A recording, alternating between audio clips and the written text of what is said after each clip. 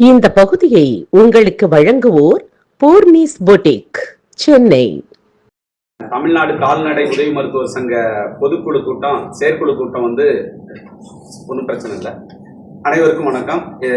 தமிழ்நாடு கால்நடை உதவி மருத்துவர் சங்கத்துடைய செயற்குழு கூட்டம் இன்னைக்கு சென்னையில் இங்கே நடந்திருக்கு. கால்நடை இந்த கூட்டரங்கில் முதலாக நாங்கள் தமிழ்நாடு முதலமைச்சர் மாண்புமிகு சி ஜோசப் விஜய் அவர்களுக்கு எங்கள் நன்றியை தெரிவிச்சுக்கிறோம். ஏன்னா சரித்திரத்திலே இல்லாத நிகழ்வா 210 கால்நடை, அதாவது உதவி கால்நடை நிலையத்தை மருந்தகத்தை விஹெச்ஆ தரம் உயர்த்ததுனால நிறைய மாடுகளுக்கு ஒரு தரம் உயர்த்தப்பட்ட சிகிச்சை வழங்கப்பட இருக்கு. இதுக்கு ஆணை வெளியிட்ட முதலமைச்சர் அவர்களுக்கு நாங்கள் நன்றியை தெரிவிச்சுக்கிறோம். இதனால என்னன்னா, கிராமப்புறங்களில் உள்ள அந்த பிளாக் லெவல்ல உயர்தர சிகிச்சை, நல்ல அறுவை சிகிச்சை, அதே மாதிரி டெவலப்மெண்ட் நிறைய நடக்கும். இதுக்கு நன்றியை தெரிவிச்சுக்கிறோம். மேலும் எங்க துறையில ஒரு 4000க்கு மேற்பட்ட பணியாளர் பற்றாக்குறை இருக்கு. அதாவது மின்சாரத்துறையில நடந்த மாதிரி அதாவது நிரந்தரமாவோ தற்காலிக அடிப்படையிலேயோ கான்ட்ராக்ட் அடிப்படையிலேயோ போட்டு அந்த பற்றாக்குறையை நீக்கணும்னு நாங்கள் முதலமைச்சர் அவர்களுக்கு கோரிக்கை வச்சுக்கிறோம். ஏன்னா கிட்டத்தட்ட 1200 கால்நடை மருந்தகங்களை கால்நடை உதவி மருத்துவரே திறக்கிற நிலைமைக்கு இருக்கு. இதனால என்னன்னா, எங்க பணியே ரொம்ப கெட்டு போகுது. அனிமல்ஸுக்கும் ரொம்ப கஷ்டமா இருக்கு. அதனால டெவலப்மெண்ட் பண்றதுல அரசாங்கம் எவ்வளவு முனைப்பா இருக்குன்னு உங்களுக்கே தெரியும். ஒரு தரம் உயர்த்தப்பட்ட சிகிச்சை அனிமல்ஸ் கிடைக்கிறதுக்கு இவ்வளவு முயற்சி எடுத்த அரசாங்கம் உடனடியா பணியாளர் பற்றாக்குறைய தீர்க்கணும். மேலும் எங்க இதுல காலமுறை ஊதியம் இந்தியாவில் உள்ள அனைத்து மாநிலங்கள்லையும் வழங்கப்பட்டிருக்கு.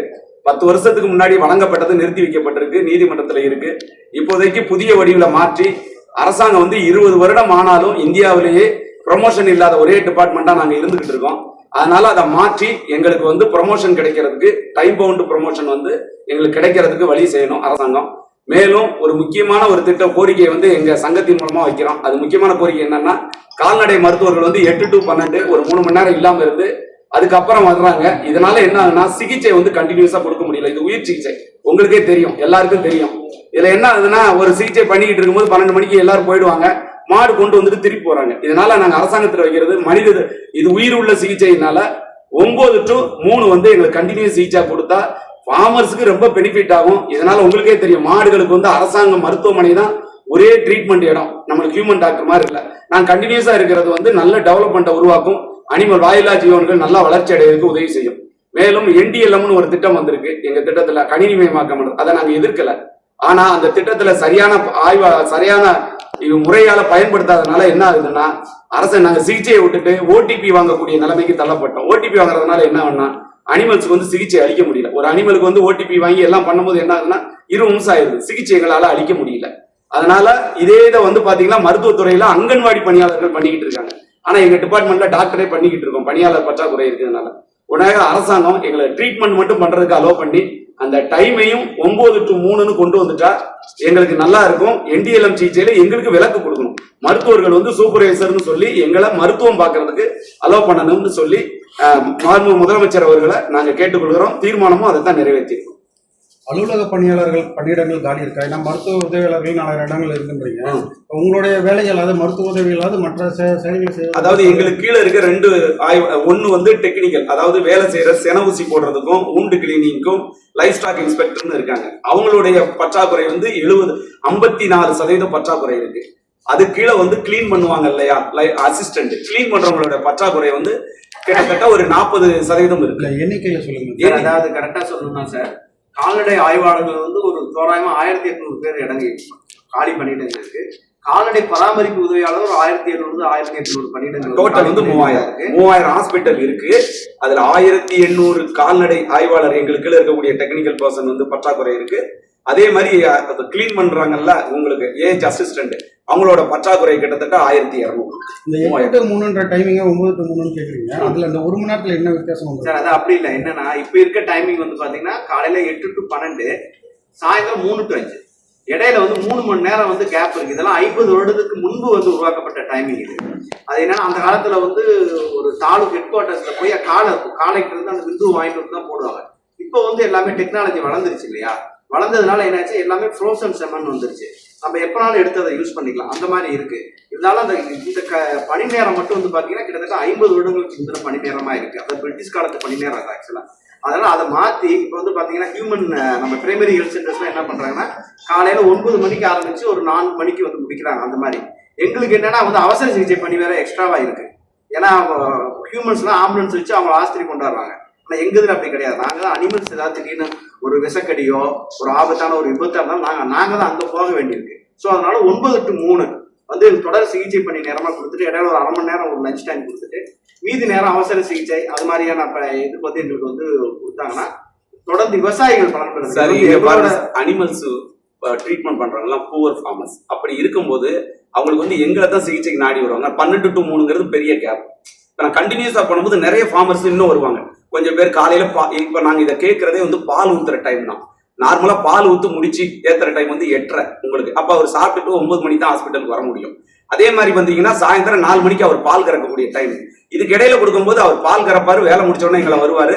நாங்களும் ஏதோ ஒரு எக்ஸ்டென்ஷன் ஒர்க்கு அனிமல்ஸை பார்க்கறதுனாலும் அவர் பால் கூட இருக்கும்போது நாங்க போய் பார்க்க முடியும். நாங்க சொசைட்டி டைமிங்கு கண்டினியூஸ் சிகிச்சை சார். நாங்க ஒரு ட்ரீட்மெண்ட் பண்றோம், உங்களுக்கே ஒரு மாடுக்கு அடிபட்டுருச்சுன்னு வச்சுக்கோங்களேன், ட்ரீட்மெண்ட் பண்ணியிருக்கோம் 12 மணிக்கு ஆன உடனே நாங்களும் அர்ஜென்ட் காட்டுவோம். இப்போ எங்களுக்கு வேற எக்ஸ்டென்ஷன் ஒர்க்குக்கு நான் போக வேண்டியிருக்கும். கண்டினியூஸா கொடுத்துனா முடிச்சுட்டு நான் எக்ஸ்டென்ஷன் ஒர்க் பண்ணிக்குவோம். அனிமல் ட்ரீட்மெண்ட் வந்து கண்டினியூஸா நடைபெறும் சார். இதை வச்சு தான் மெடிக்கலுக்கு கொடுத்துருக்காங்க. நாங்களும் அதே மாதிரி தான் கேட்கறோம் சார். இதை மட்டும் நிறைவேற்றி கொடுத்தா எங்களோட பணிகள் வந்து இன்னும் அனிமல்ஸுக்கு சர்வீஸ் நல்லா இருக்கும், அனிமல்ஸோட உயிரும் சேவ் பண்ண முடியும். ஒரே ஒரு பாயிண்ட் சார், இப்போ நீங்க போயிட்டு வர பணிகளுக்கு அரசு வாகனங்கள் வாங்குறதா இல்ல உங்களோட ஓன் வாகனம்? பஸ் தான் சார் எங்களுக்கு அளவு. கவர்மெண்ட் பஸ் இல்ல பிரைவேட் பஸ் இதெல்லாம் போகலாம். பேருந்துல தான் எங்களுக்கு சென்று வர அனுமதி இருக்கு. சில கிராமங்கள்ல பேருந்து வசதி இல்லாத கிராமங்களும் இருக்கு. அது நாங்க போய் சேவை செஞ்சுட்டு தான் இருக்கோம். எங்க சொந்த செலவுல போய் பண்றோம். இல்ல பதவி உயர்வே இல்லாம இருக்கும் அப்படின்னு. ஆமா சார், எங்க டிபார்ட்மெண்ட்ல என்ன பிரச்சனை, எதனால பதவி இல்ல சார். இப்போ வந்து 3000 பணியிடங்கள் இருக்கு. அதனுடைய ப்ரொமோஷன் பெர்சன்டேஜ் வந்து பாத்தீங்கன்னா வெறும் 411 போஸ்ட் தான் promotion post. Actually sir medical டிபார்ட்மெண்ட்ல வந்து பாத்தீங்கன்னா ப்ரொமோஷன் போஸ்ட் கம்மியா தான் இருக்கு. வேற டிபார்ட்மெண்ட்ல பாத்தீங்கன்னா ப்ரொமோஷன் போஸ்ட்ங்கிறது இப்ப எங்க இதுல ஏடி ஜேடி அடிஷனல் டைரக்டரோட போஸ்டோட எண்ணிக்கை 411 தான் 3000 போஸ்ட்டுக்கு 12.5%. அதே இது வந்து இந்த காரணங்களை தான் மெடிக்கலுக்கும் டாக்டர்ஸ்க்கு வெட்டனரி டாக்டர்ஸுக்கும் டைம் பவுண்ட்ல 8 வருஷம் ஆச்சுன்னா அவங்களுக்கு வந்து ஒரு ப்ரொமோஷன் கொடுக்குறாங்க. டைம் பவுண்ட் ப்ரொக்ரஷன் கொடுத்துக்கிட்டு இருக்காங்க. இந்தியா ஃபுல்லா எல்லா ஸ்டேட்லயும் கொடுத்தாச்சு. எங்களுக்கு கொடுத்தது ஒரு நீதிமன்றத்துல சின்ன இதுல இருக்கு. இப்போதைக்கு அரசாங்கம் வந்திருக்கிறதுனால எங்களோட கோரிக்கை என்னன்னா 20 வருஷம் ஆச்சு, எங்களுக்கு எல்லாம் ப்ரொமோஷனே கிடையாது. இந்தியாவுல எந்த டிபார்ட்மெண்ட்லயும் இப்படி கிடையாது. எங்களுக்கு மட்டும்தான் இப்போதைக்கு இருக்கு. இதை சார்ட் அவுட் பண்றதுக்கு தான் நாங்க நீதிமன்றத்துல வழக்கு இருக்கு. அரசாங்கம் வந்து இதை பரிசீலனை பண்ணி எங்களுக்கு ப்ரொமோஷன் வந்து உடனடியாக கொடுக்கணும். சட்டமன்ற உறுப்பினர்களுக்கு காத்துறாங்க. இப்போ வந்து வட்டாட்சியர் அலுவலகம் வட்டாட்சியர்களுக்குலாம் காத்துறாங்க அவங்க ஏரியாக்குள்ளப்போ. நீங்க வந்து கிராமத்துக்கு அடிமட் பஸ் வசதியே இல்லாத இருக்கிற கிராமத்துக்கு நீங்க போறீங்க. அப்போ நீங்க வந்து கார் வசதி கேட்கலாம். ஏன் இல்ல நாங்க கொடுத்தா நாங்க வாங்கிக்க தயாரா தான் சார் இருக்கிறோம். நீங்க முறையிடலாமே கவர்மெண்ட். இல்ல அதுக்கு கேட்கறதுக்கு வந்து தயாரா தான் இருக்கும். இல்ல அதுக்கு வந்து அரசாங்கம் வந்து டாக்டர் சொல்றதுதான். இப்ப நாங்க வந்து அலவன்ஸ் பிக்ஸ்டு தான். எங்களுக்கு ஒரு 3000 இருக்கும் மேக்சிமம். அதுல நாங்க பைக்கை தான் யூஸ் பண்ணிக்கிட்டு இருக்கோம். பஸ்ல போயிட்டு வரதுக்கு அலவன்ஸ் அந்த காலத்துல இருக்கு. அமௌண்ட்டை வந்து நாங்க பைக்ல யூஸ் பண்ணிக்கிறோம். இதோட இப்ப மொபைல் ஆம்புலன்ஸ் திட்டங்கள் வரப்போகுதுன்னு சொல்றாங்க. எங்களோட வந்து அரசாங்கம் இப்ப நல்ல முன்னெடுப்புல இருக்கு. 210 கால்நடை இது வரைக்கும் இந்தியாவிலே நடந்தது கிடையாது. ஒரு 10 ஆக்குவாங்க எல்லாரும் விஹெச்ஆ. எங்களும் வந்து ரீஜனல் வைஸ் வந்து 25 வீடியோ வந்து ரீஜனல் கிளினிஷியன் சென்டரா மாத்திருக்காங்க. இதுவும் வரலாற்றிலே முக்கியமானது. நான் கேட்ட கொஸ்டின் நீங்க என்ன கேட்டேன்னா வாகனங்கள் நீங்க கேட்கலாமே நான் கேட்டேன். நீங்க வந்து அதை விட்டுட்டு நீங்க இல்ல சார் எங்களுக்கு வாகனம் இருக்கு. ஒரு நிமிஷம். இப்போ வந்து சார் கேட்ட கேள்விக்கு நான் பதில் சொல்றேன். அது என்னன்னா வந்து இது வந்து அரசோட பாலிசி டிசிஷன் தான் எடுக்கணும் அரசு இது சம்பந்தமா. ஆனா எங்களுக்கு வந்து வாகனம் வழங்குறதுக்கு நாங்க கோரிக்கை வைக்கிறோம். அரசாங்கம் வந்து வாகனம் வழங்கினா கிராமங்களில் சென்று பணி செய்யறதுக்கு கால்நடை உதவி மருத்துவர் வந்து தாசில்தார் கேட்டர் ஒரு இன்ஸ்பெக்டர் கேட்டர் அந்த கேடர்ல இருக்க மற்றவங்களுக்கு எல்லாம் பாத்தீங்கன்னா வாகனங்கள் இருக்கு, அரசு வாகனங்கள் இருக்கு. கால்நடை உதவி மருத்துவர் அதே கேடரா இருந்தாலும் எங்களுக்கு வந்து இன்னும் வாகனங்கள் வந்து அரசு வாகனங்கள் தனிப்பட்ட முறையில வழங்கப்படலை. அந்த மாதிரி அரசாங்கம் வந்து வழங்கினால் எங்களுக்கு வந்து இன்னும் வந்து சேவையோட தரம், அதாவது எங்களுக்கு வசதிங்கிறதோட விவசாயிகளுக்கு வந்து சேவையோட தரம் அதிகமாகும். அதே மாதிரி கால்நடைகளுக்கு வந்து நாங்க சிகிச்சை அளிக்கிற தரம் வந்து அதிகப்படுத்துறதுக்கு வாய்ப்பு. எங்களுக்கு வந்து 3000 ரூபாய் மானியம் கொடுக்குறாங்க. அது வந்து அப்பையில இருந்து இப்போ சாரும் சொல்லியிருந்தாரு 50 வருஷமா எங்களுக்கு வந்து இடையில கேப் இருக்கு, எங்களுக்கு புதுசா அதே மாதிரி நீங்க வாகனம் கேட்கலாமே, அதுதான் நாங்க கேட்கிறோம். கண்டிப்பா நாங்க கோரிக்கை வைக்கிறோம். நம்ம இந்த ஊடகங்கள் மூலமா வந்து ஒண்ணு இருக்கு, அது வந்து எங்களுக்கு மாற்றம் வேணும், எங்களுக்கு கண்டினியூ வேணும்னு கேக்குறீங்க. அது மாதிரி நீங்க வாகனம் வேணும். கண்டிப்பா நாங்க இது வந்து உங்கள் மூலமா ஒரு கோரிக்கையாகவும் நாங்க வைக்கிறோம்.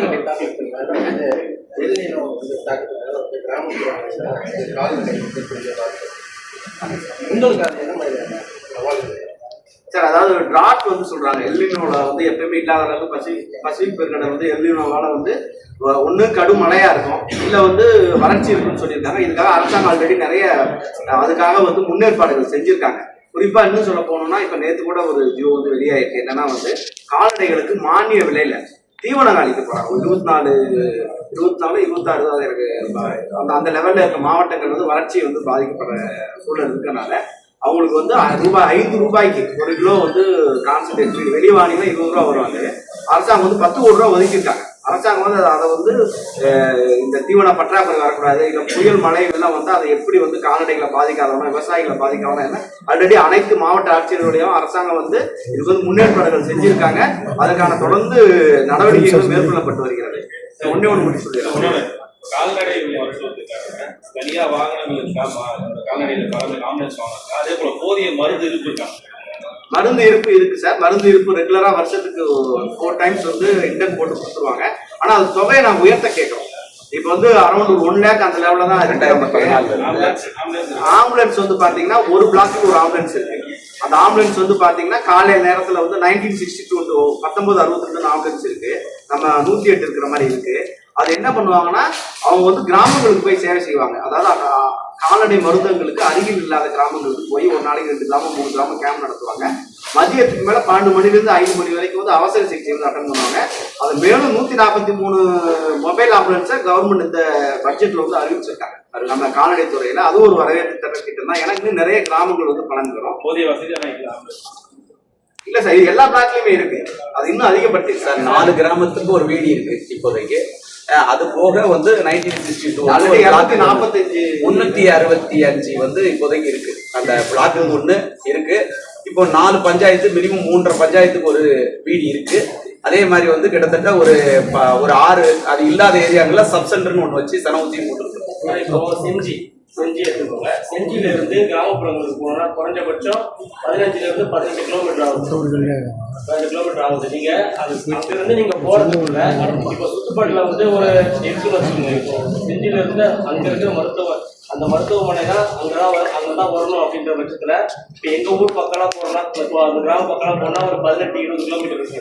நீங்க வந்து அர்ஜென்டா நீங்க வரணும்ன்ற பட்சத்துல நீங்க எப்படி அங்க வந்து 18 கிலோமீட்டர் தொலைவெல்லாம் கால்நடை மருந்து இல்லாம இருக்க வாய்ப்பே கிடையாது சார். தமிழ்நாட்டோட கால்நடை துறையோட கட்டமைப்பு வந்து இந்தியாவில மிகச்சிறந்த கட்டமைப்பு சார். நீங்க செஞ்சியில வந்து பாத்தீங்கன்னா பெரிய ஆஸ்பத்திரி இருக்கும். அது இல்லாம குறைஞ்சபட்சம் ஒரு 5 இருந்து 8 கிலோமீட்டர் 10 கிலோமீட்டருக்குள்ள வந்து கால்நடை மருந்தகங்களோ இல்ல ஒரு கிளை நிலையமோ வந்து கண்டிப்பா தமிழ்நாட்டுல எல்லா இடத்துலயுமே இருக்கும். நீங்க அதை விசாரிச்சீங்கன்னா தெரியும். அந்த கட்டமைப்பு வந்து சரியாதான் சார் வச்சிருக்கும். மற்ற மாநிலங்களோட நம்மளுக்கு வந்து அதிகமா தான் டாக்டர்ஸ் ரேஷியோவும் நல்லதா இருக்கு. தொடர்ந்து அரசாங்கமும் அது இம்ப்ரூவ்மெண்ட் பண்ணிட்டு தான் இருக்காங்க. ஒரே ஒரு கோரிக்கை மட்டும் நான் சொல்லிடுறேன் சார். எங்க துறையில இன்னொரு முக்கியமான கோரிக்கை இருக்கு. என்னன்னா 1800 கிட்டத்தட்ட தோராயமா 1800 கால்நடை உதவி மருத்துவர்களுக்கு இன்னும் தகுதிகான் பருவம் விளம்பிடப்படல. அப்படின்னா என்னன்னா, அந்த 2 வருடங்கள் கழிச்சோம்னா பர்மனன்ட்னு சொல்லுவாங்க இல்லையா, பர்மனன்ட்னு சொல்லி நிரந்தர பணியாளர் ஒரு ஆர்டர் கொடுப்பாங்க. அந்த இது வந்து இன்னும் எங்களுக்கு வந்து அதை வந்து அது வந்து எங்களுக்கு நிறைய பேருக்கு பெண்டிங்கா இருக்கு. கிட்டத்தட்ட 1800 பேருக்கு இருக்கு. இதை வந்து ஒரு மாண்புமிகு முதலமைச்சர் அவர்களும் வந்து நம்ம அது மட்டும் இல்லாம மாண்புமிகு கால்நடை பராமரிப்புத்துறை அமைச்சர் அவர்களும் இதுல வந்து உடனடியாக ஒரு நடவடிக்கை எடுத்து இந்த ப்ரொபேஷன் வந்து டிக்ளேர் பண்ணணும். அதாவது தகுதி காண்பவர்கள் வந்து எல்லாருக்கும் இடம்பெறணும் அப்படிங்கிறது எங்களோட இந்த செயற்குழு கூட்டத்தோட முக்கியமான ஒரு கோரிக்கையா இருக்கு. அதோட முக்கியமான ஒரு கோரிக்கை வந்து இதோட முக்கியமான கோரிக்கை அரசாங்கத்துக்கு நாங்க வைக்கிறது, உடனடியா வந்து எங்களுக்கு வந்து பில்டிங் எல்லாம் ரொம்ப ஒரு டெல்டா மாவட்டங்கள்லயோ வீடியினுடைய அந்த ஸ்ட்ரக்சர்ஸ் வந்து சரியா இல்லை. எங்களுக்கு எக்யூப்மெண்ட் இருக்கு, மெடிசின்ஸ் இருக்கு, அதோட கேட்கிறோம். பில்டிங் எல்லாம் கொஞ்சம் பாலடைஞ்சவே இருக்கு. அதை உடனடியா சாங்ஷன் பண்ணி அதை வந்து சரி வாட்டர் ஃபெசிலிட்டி பிளஸ் வந்து எலக்ட்ரிசிட்டி ஃபெசிலிட்டியே சில இடங்கள்ல ரொம்ப ஷார்டேஜ். ஏன்னா உங்களுக்கே தெரியும் கால்நடை மருந்தம் வந்து வெளியே தான் இருக்கும்.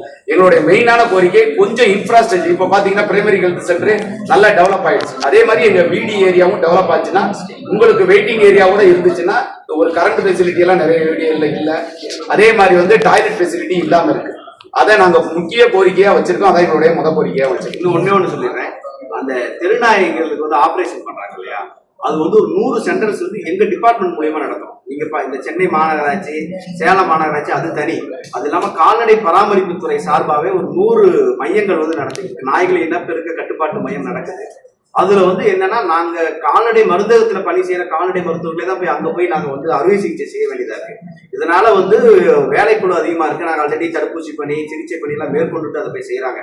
அது ஆனா வந்து என்ன பண்ணணும்னா, இப்ப சென்னை மாநகராட்சி அந்த மாதிரி இதுல என்ன செய்யறாங்கன்னா, ஒரு மையத்துல 4 கால்நடை உதவி மருத்துவர்களை நியமித்து அதை வந்து சுப்ரீம் கோர்ட் கைடன்ஸ் படி அது வந்து உச்சநீதிமன்ற தீர்ப்பு படி ஃபாலோ பண்ணி அதை வந்து செய்யறாங்க. என்னன்னா 4 கால்நடை மருத்துவர்களை போட்டு சர்ஜரி பண்றதுக்கு 2 பேரு, நிர்வாகத்தை பாக்குறதுக்கு ஒருத்தங்க, அப்புறம் ஆபரேஷன் பண்ண நாயை வந்து அதை வந்து சிகிச்சை அளிக்கிறதுக்கு ஒருத்தர்னு சொல்லி 4 பேர் போட்டு பண்றாங்க.